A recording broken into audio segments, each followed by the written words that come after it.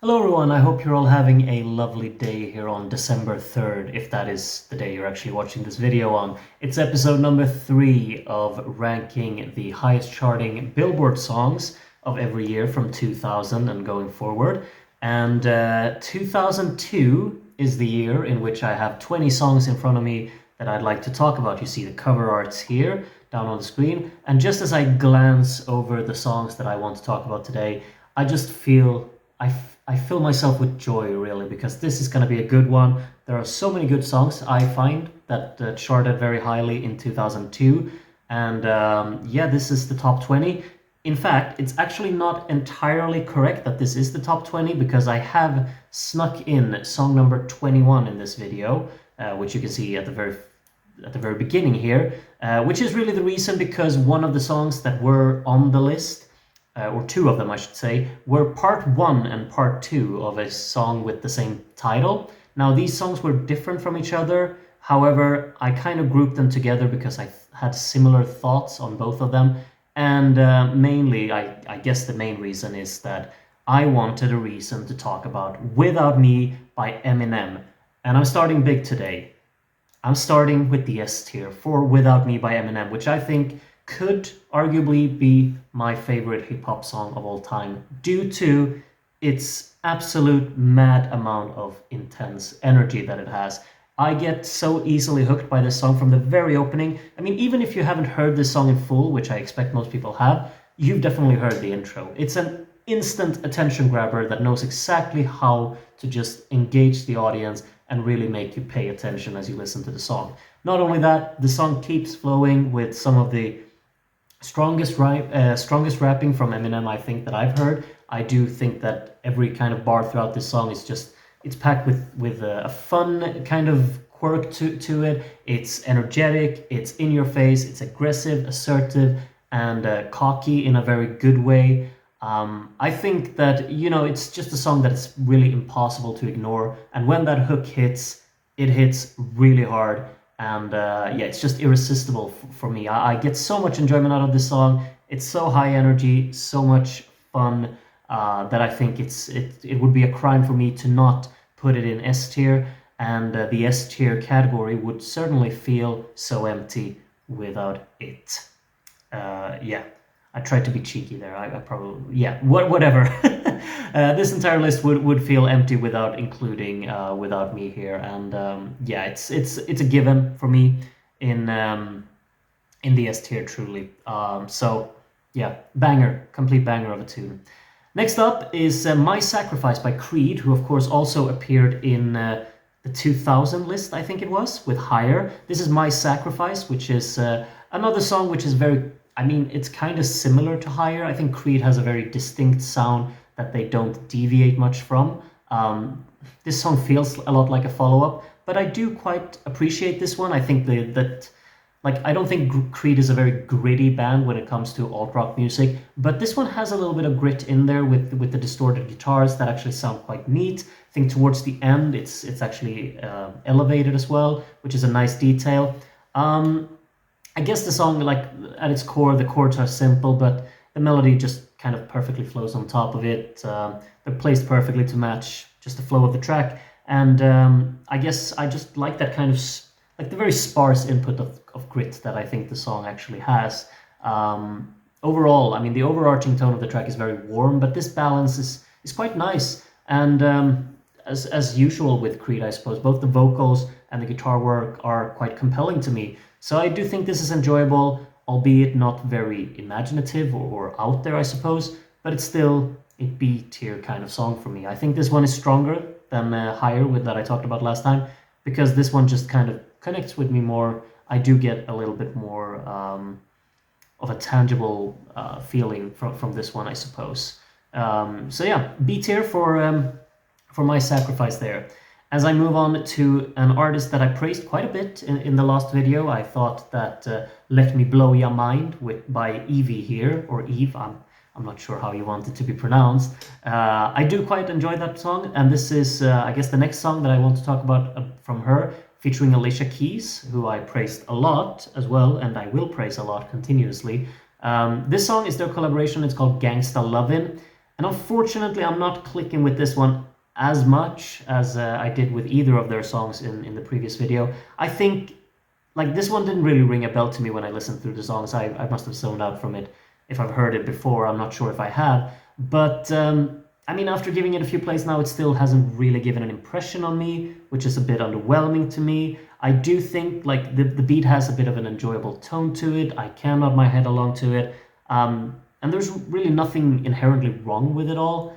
It's just that it hasn't really hit me. Like I tap my foot along to the beat, but I don't connect with the song, and it hasn't left its mark in here. And I guess that's just could be a me issue, but ultimately, I don't find as much enjoyment out of this track as I wish I would have.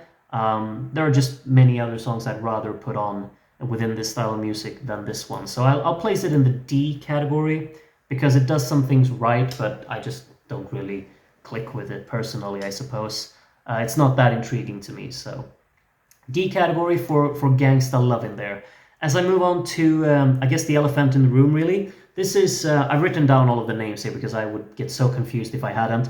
The song is called I Need a Girl, and now here is where I've grouped together part 1 and part 2, because this is actually a two-parter in which both of these were in the top 20, but I just put them together as one. And part 1 is by Diddy, Loon, and Usher, and part 2 is by Diddy, Genuwine, Loon, and Winans. Yeah, a lot of people involved in these songs, and both of them kind of left me with the same feeling. However, they were quite different from each other. I just decided to group them together because, yeah, I wanted to give Eminem a spot on the list, basically. That's the whole reason. But I think, like, part 2 of this song, I'll start talking about that one, which is the more popular of the two, I'd say, because it has more plays on Spotify. That's really what I'm going with here. But that song really kind of has this ceaseless, never-ending repetition of uninspired kind of melodic writing and flow. I think that it just ponders along, doesn't really capture my interest at all throughout the song, and it's very, very long and just doesn't really keep itself refreshing throughout. So kind of a tough one to sit through. Meanwhile, part 1 has a little bit more of like a soul from the vocals, and there's a little bit more energy in the track, I think. But it's also packed with lines like the one that I noted down here, which is the following. Damn, I wish you would have had my child, a pretty little girl with Diddy's smile, which honestly is a line that makes my skin crawl. Both of these are probably F-tier songs. I get no enjoyment out of them. I understand if some people do, but no, these are just not for me at all. And I'm not returning to either of them anytime in the future, I suppose. Those were rough, and yeah, I think it's... I will stick by my choice to just group them together because I don't intend to place two songs that I find similar things about, two parts of a song I find similar things about, to occupy two places in the F tier and leave out an S tier song. So it is what it is. Next up, Mary J. Blige with Family Affair, and this is quite the banger. I gotta say, it's definitely a beat that doesn't really pass you by. Like, it leaves an impression, at least on me. I think it's just irresistible, really, to get hooked by it. It's hard hitting, poignant. I think also carries kind of like a melodramatic undertone to it. It's a little bit of melancholy in here, which I do enjoy quite a lot. There are like these, in the beat, there are like these sparse kind of string inputs that I think add a lot of character and just provide enough dynamic, I guess, to really make the song feel lively, really. And I think it's just impossible for me not to get hooked by this dominant drive that it has. And I listen to every single word. It's that engaging to me. I guess towards the end it gets, I guess, a little bit excessive in terms of vocal acrobatics and such, but I'd say that's a minor setback in this, and it's still an A-tier song. I think this one is tons of just, it's so engaging every time I return to it that I just, yeah, I could put it on at any time and just really get engaged by the beat and by the wording of it. It hits hard. It really does. So A-tier song there, Family Affair. And next up is Usher. I told you last time I'm going to be talking about him a lot. I've already actually talked about him because he was, of course, in the I Need a Girl song. But he has two singles in this list as well. And the first one is called You Don't Have to Call. And this to me is Usher kind of at his most uninteresting, unfortunately. There are a lot of vocal acrobatics in the song, which I guess is kind of his style. But the instrumentation, like the instrumental, has very little variation. I don't think the instrumentation is very intriguing either. It is an inoffensive song, but ultimately it also feels really uninspired to me. So yeah, I don't really click with this one. I think it's an E tier kind of song. Just doesn't really work with me. I mean, it's Usher and it's enjoyable for what it is, but I just don't really click with it. I'd rather listen to almost anything else that he put out during this time, I have to be honest. Unfortunately, I suppose. Next up, Jimmy Eat World, The Middle. Now this is a song that I've listened to a lot because I do have it on my running playlist. I've had it on every single running playlist I put together, I feel. It's just high in energy, it's really uplifting, it's upbeat, very catchy and memorable. The vocals are performed in a very charming manner. I feel a lot of warmth in the song. And yeah, it's just high energy. High engagement, really sticks to my mind instantly. The guitar works really strong in it. I do like the little soloing bits towards the end. Percussion is driving the song forward nicely. Bass work does the same. It's just lively, uplifting, fun. It's an A-tier song, and I'd probably actually prefer it over Family Affair because this one brings me so much happiness, I suppose. I get really happy listening to this song, and it's really uplifting to me, so... Great tune from Jimmy Eat World there. Absolutely. And next up is another really good song, honestly. Ain't It Funny by Jennifer Lopez. And I've been a bit harsh on Jennifer Lopez so far in these lists. She, of course, had the song I'm Real with Ja Rule in the last video, which is not my cup of tea at all. But Jennifer Lopez with these upbeat kind of pop tunes that really just have a lot of high energy, I guess rather wordy. This song is just really catchy. It has a chorus that's so addictive, really. I mean, its wordiness could absolutely be considered messy, but I just get very hooked by it. I think it's a chorus that I can't shy away from. It's like this kind of rhythmic intensity in these choruses that just overwhelm me in a positive way, I suppose. Verses in this song, they have a bit of flair and flavor, I suppose. And this brass that the song has, it could absolutely be considered a tacky detail, but I find a lot of charm in it, and altogether the song is just lots of fun. I'm leaning towards placing it in A, actually. And I dare do it, yes. I will place it up in A because I really do enjoy this song quite a bit. And it's a pop tune that I can put on at any time and just have tons of fun with it. So great song there from Jennifer Lopez. I'm not sure how many others she will find herself with in the A tier on my lists. I'm not the biggest fan overall, but this song absolutely hits hard there. Next up, speaking of Ja Rule, I suppose, this is Always on Time by Ja Rule and Ashanti, who I will talk more about later in this video as well. Always on Time has a memorable hook for sure. And I think there's like this nice layer in the instrumental that supports the vocal line. The rapping, unfortunately, is rather uninteresting to me, and I think that the song has a very limited amount of vocal variation, or not only vocal variation, but also like the variation in the instrumental as well. It's just not a song for me. I do see the redeeming qualities. The chorus is memorable. I'll place it in D because of that, but it's not something I really seek out that much. It's enjoyable somewhat, but after hearing 1.5 minutes of it, really, I could just be fine with a short clip from the chorus, and then I don't need the rest of the song, I suppose. Just my 2 cents on that one. As I move on to the 11th highest charting song of 2002 here, I just realized I found myself to be quite distracted. It's actually snowing a massive amount outside my window right now here in Sweden. Which puts me in a good mood, I'm gonna be honest. So my mood is just boosted continuously throughout this video the more I talk about the songs and the more I look out my window, I suppose. Complicated by Avril Lavigne, anyway, is the topic of now. And this is quite a sincere song. I mean, Avril Lavigne is a bit hit and miss for me, but the early days when she really just broke through, there was a strong kind of honesty and sincerity about her music that I think is very tangible in this song. The lyrical storytelling is definitely on point, and even if you think it's on the nose, it's effective, I'd say. I think her vocal delivery is very strong and convincing, and the song just comes together really nicely with a lot of emotional depth to it. Um, Perhaps not a song that I personally return to that much. I don't think it really fits up my alley, even though I do like this kind of music. But it's not really there for me. I just see a lot of qualities within it that I do enjoy, but I think I'd rather just have something that's either more energetic or more scaled back. This one is kind of balancing in a bit of a like a middle way between the two, and feels a bit, I guess. It doesn't feel like it goes all out in either direction and stays a bit middling, which holds back my enjoyment of it somewhat. But I still think it's a very like a comfortable B tier kind of song.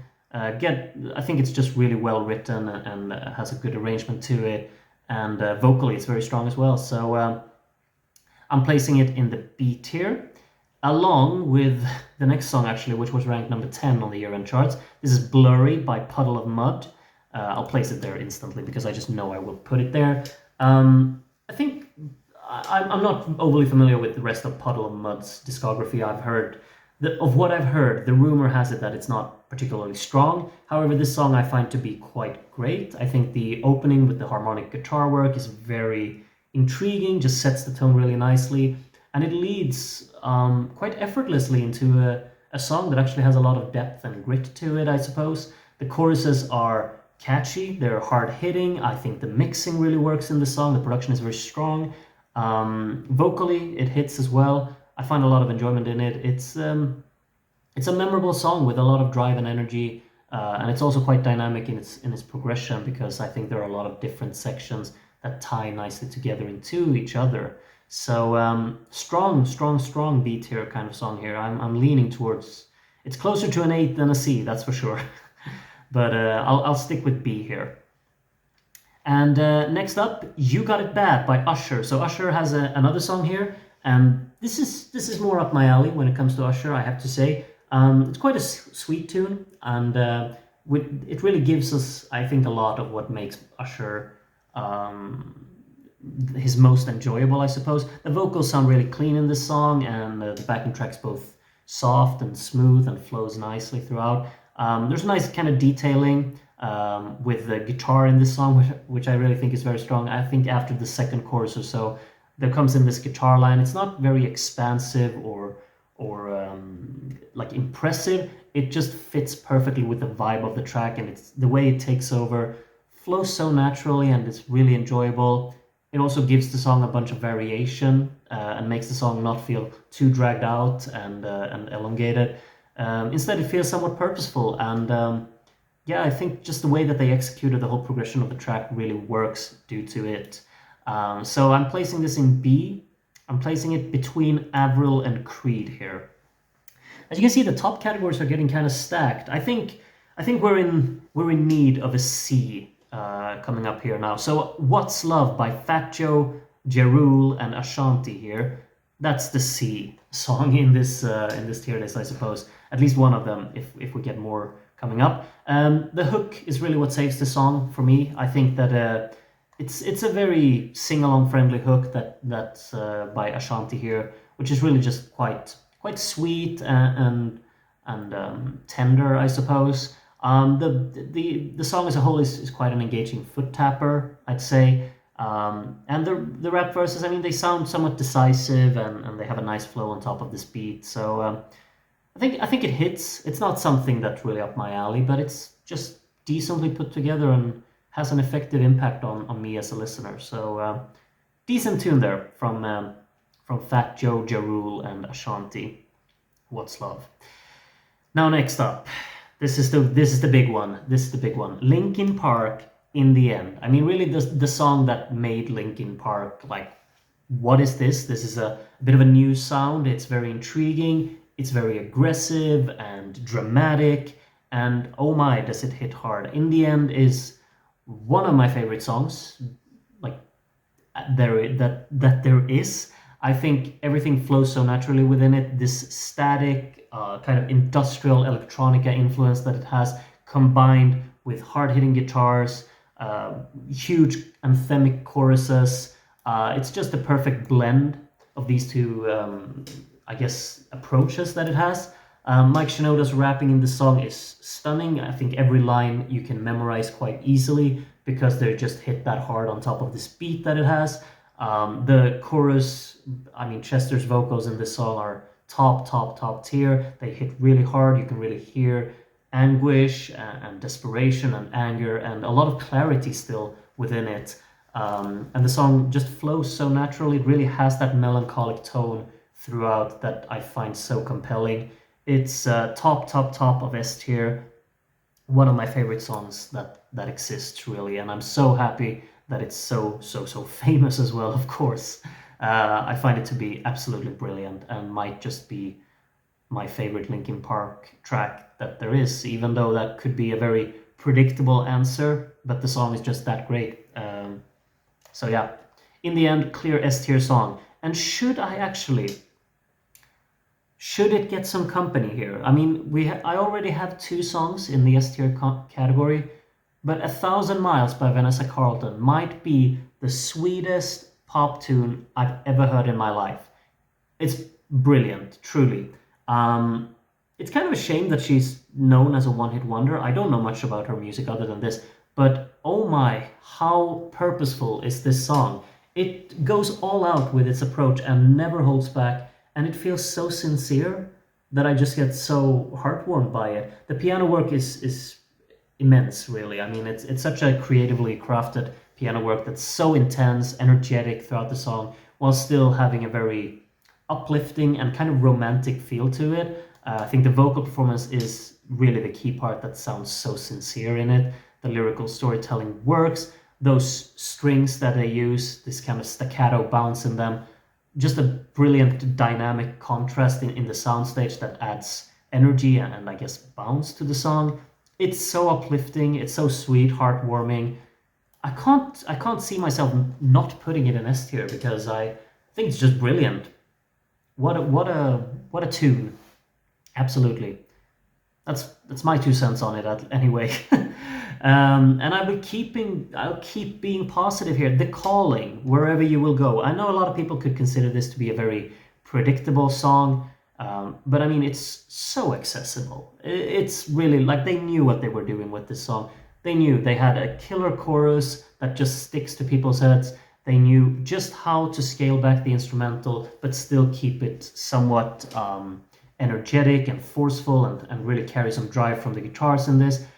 It's a very predictable and middle of the road kind of song, but I don't see how you could make a better predictable and middle of the road song than this, because it just feels so applicable to literally everyone.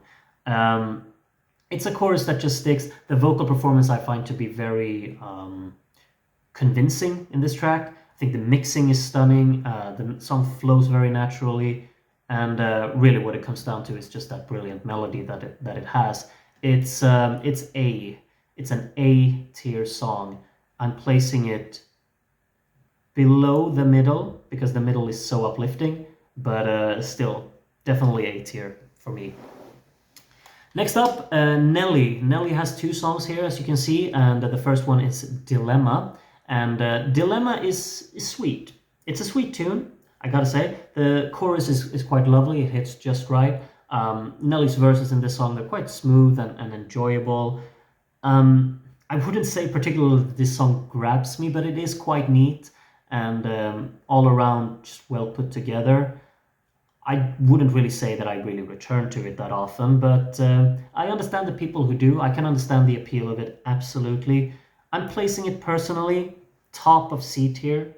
This could have been a B, but I can't lie to myself and say that I listen to this, because I never do, really. I mean, I never seek this one out, but whenever it comes on, I'm just like, it's nice enough. It has a good kind of groove, like a good vibe to it. So enjoyable song from Nelly. Not overly ecstatic about it, but I'll put it in C.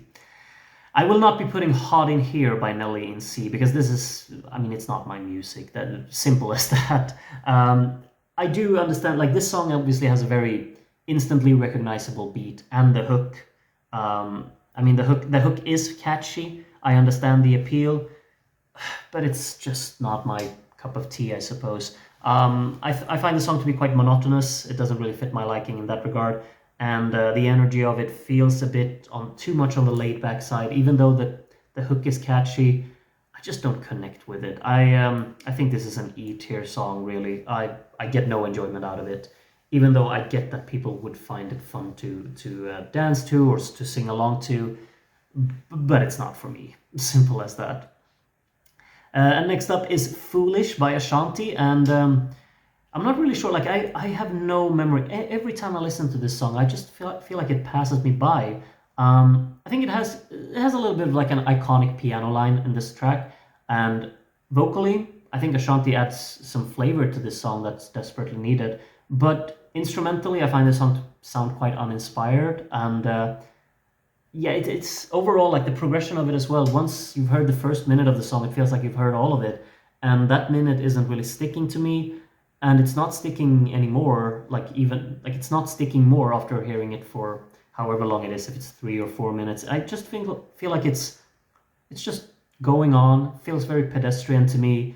I don't get a lot of enjoyment out of it. I think it's well put together at its core, and it's well sung, but it's I think it's got to be a D tier kind of song. This one, I don't get that much enjoyment out of it. I'm sorry, Ashanti. Maybe I'll enjoy some other songs of yours, but this one just kind of passed me by, and I'm not paying too much attention to it. And ultimately, finally, number one of 2002 was How You Remind Me by Nickelback. And I understand that it's funny to make fun, that it's fun to make fun of Nickelback because all of their songs sound the same, and I understand. But back when How You Remind Me was released, this was really like the I guess the what do you say, the instigator, or the one that started it all, basically.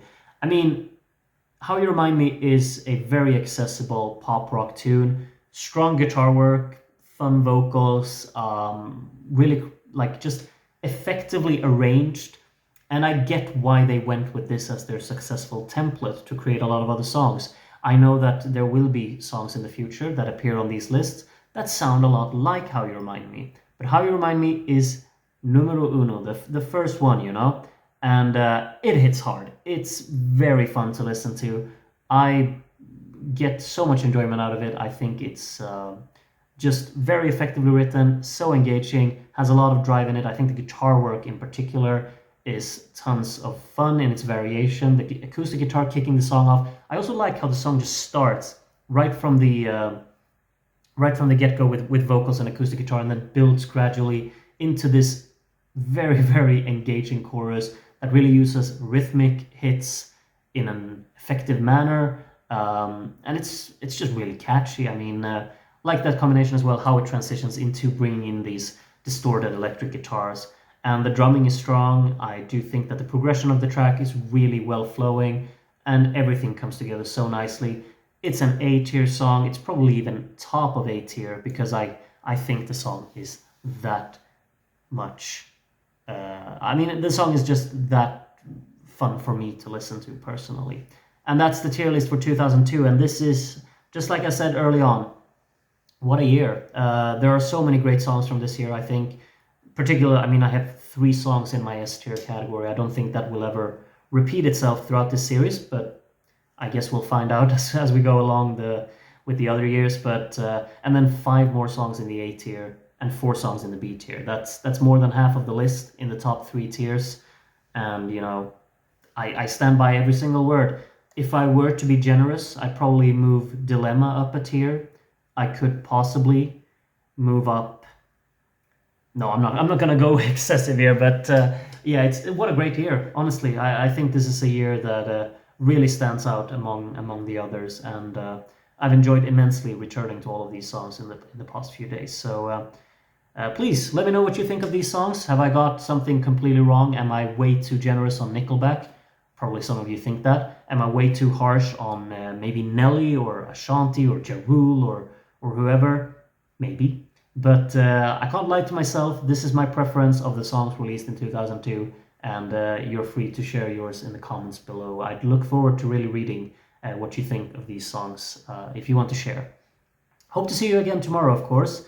4th of December will be then, and that will mean 2003 is the year to talk about. So I hope to see you there. Until then, take care and bye-bye.